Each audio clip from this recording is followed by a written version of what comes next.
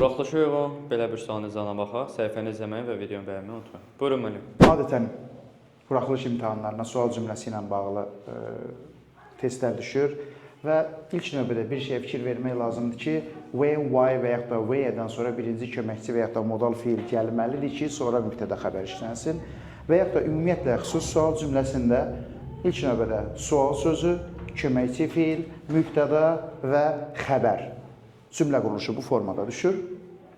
Və baxırıq, burada A variantına sual sözü var, köməkçi fiil də var, amma did də keçmiş zamandadır, lost da keçmiş zamandadır.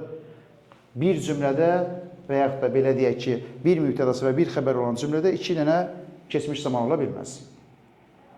Sonra, burada da dedik ki, sual sözlərindən sonra köməkçi və ya modal fiil gəlməlidir, amma B variantında when-dən sonra köməkçi fiil yoxdur. Birbaşa xəbər gəlib, həm də mübtədadan əvvələ. C variantında isə yenə də when-dən sonra birinci olaraq mübtəda gəlibdir. Köməkçi fiil mübtədadan sonra gələ bilməz. Y variantında yenə də sual sözündən sonra köməkçi fiil yoxdur. Ona görə bu cümlədə səhvdir. Cavab qalır D variantı.